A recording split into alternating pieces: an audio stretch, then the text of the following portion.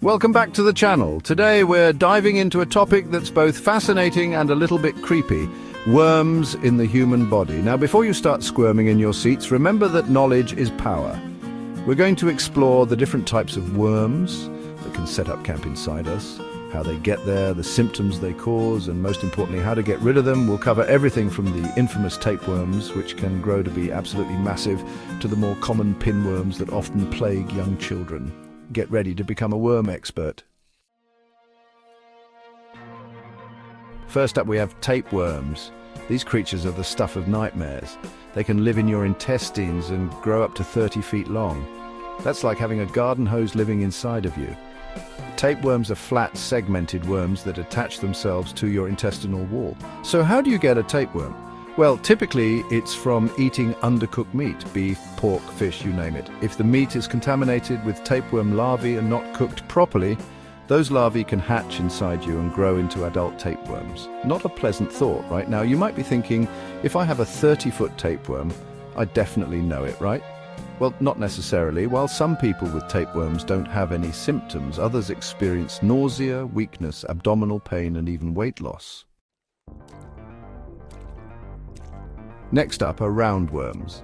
These parasites are much smaller than tapeworms, but they can still cause some serious issues. They're called roundworms because, well, they're round. They live in the intestines and can cause a whole host of digestive problems. The most common way to contract roundworms is through contact with contaminated soil. This is especially true for young children who love to play outside. Those little hands in the dirt can easily pick up roundworm eggs, which are then ingested. Symptoms of a roundworm infection can range from mild to severe. Some people experience no symptoms at all, while others might have abdominal pain, diarrhea, nausea, and even vomiting. In severe cases, roundworms can even lead to intestinal blockages.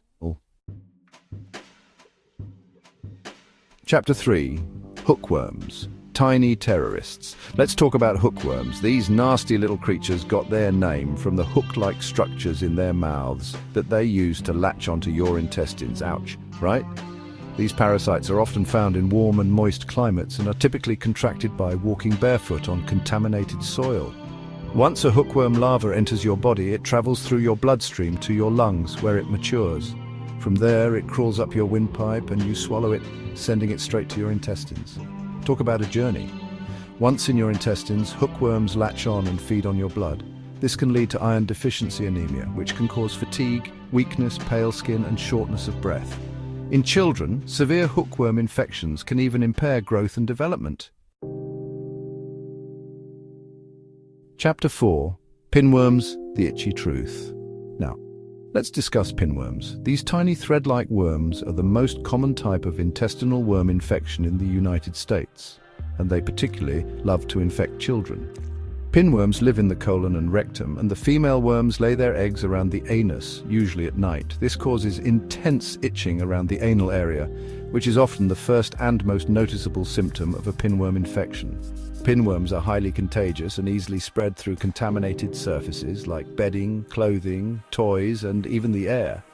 So if you're noticing your child scratching their bottom more than usual, it might be time to get them checked for pinworms. Chapter 5. Flukes more than just a bad day. Last but not least, let's talk about flukes. These flat, leaf-shaped worms are parasitic and can infect various parts of the body, including the liver, lungs, and intestines. Flukes are typically contracted through contact with contaminated water or by eating contaminated food, such as raw or undercooked fish or shellfish.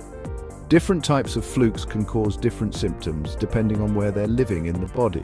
For instance, liver flukes can cause fever, chills, abdominal pain, jaundice, and even liver enlargement.